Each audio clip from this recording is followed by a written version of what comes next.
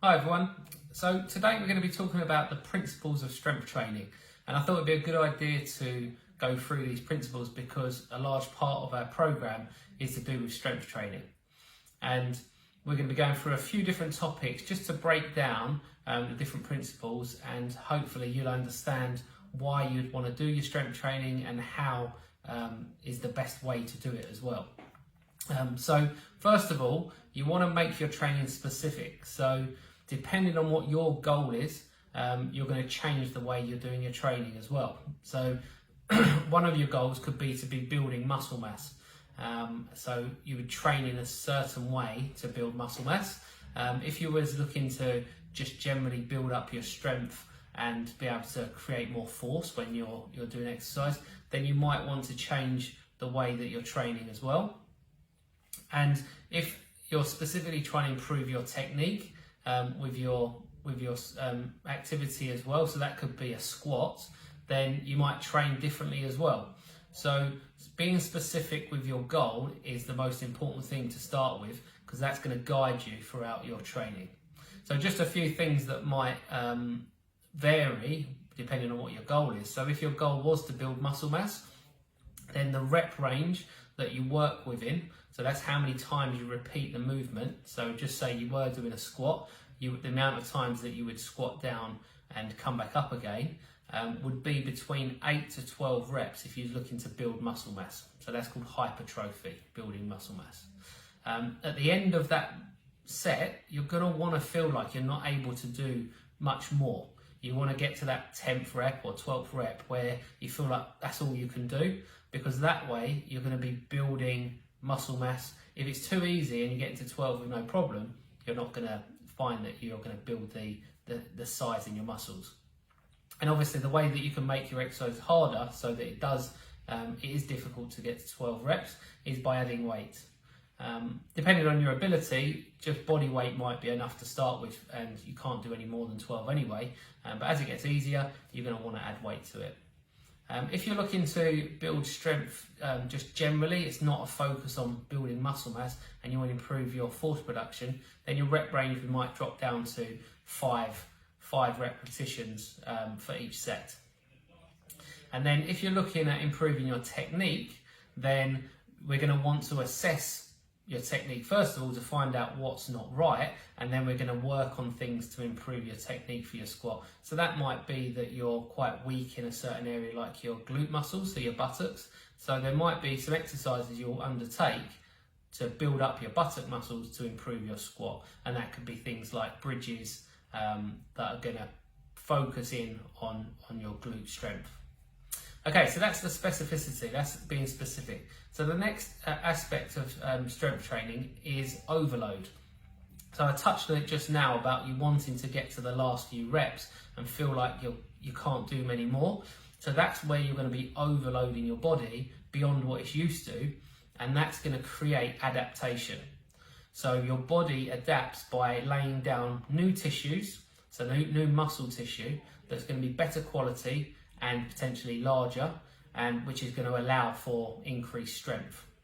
And that adaptation is going to take a period of time. It could take 12 weeks or more for you to start seeing that adaptation, and that'll only occur if you're overloading your body. And overload can actually be a negative thing. So in physio, we tend to see people because they consistently are overloading. If you overload for a short space of time and then give yourself a period of time to recover, then that overload's a good thing. If you're constantly overloading, then you're going to create an injury. So it's about getting a good balance. But overload is key to building more strength and seeing that adaptation. Okay, so we've already just mentioned your driving adaptation, but you also want to gradually make it more challenging. So within our programs, what I'm trying to guide you to do is make the exercises harder as the weeks go on. So if you're able to do an exercise pretty comfortably, you're going to want to try and make that exercise slightly harder the next time, so that you're gradually making the exercise harder, and that way you're going to get stronger. Okay, so we've covered a few there. So the next thing is programming. So there's a few ways you can program your training. That could be how intense you're training, the volume of your training or the frequency. And first of all, talking about intensity, so that's how much effort you're putting in a short space of time. So you might not be having many rests and you're just constantly working at a high intensity, or you might work at a low intensity where you're having lots of rest between exercises. And I'll explain that in a minute a little bit more. So volume is the total amount maybe that you're lifting, or the total amount that you're doing. So if you're doing 3 sets of 10 reps, that's 30 repetitions, so that's your total volume. And then you could also times that by the amount of weight you're lifting.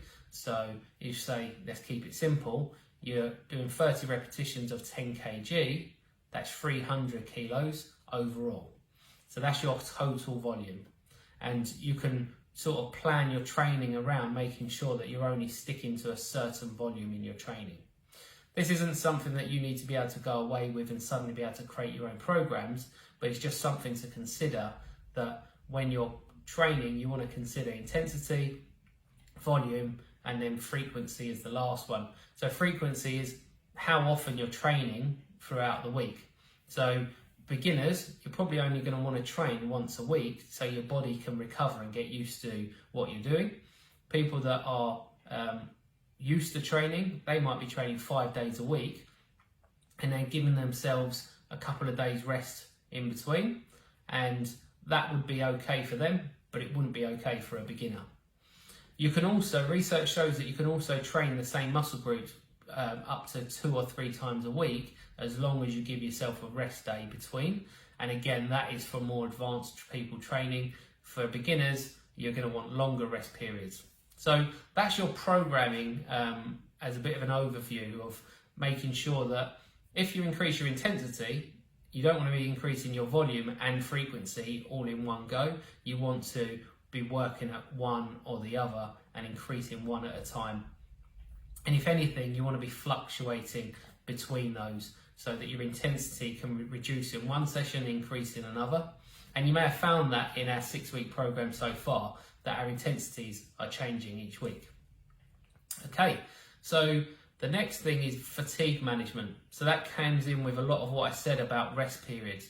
You want to make sure that you get enough rest so that you're not being fatigued the next time you're training, or that you're having enough rest between each set so that you're not fatiguing and then making the next set more challenging, and you're not getting enough recovery time.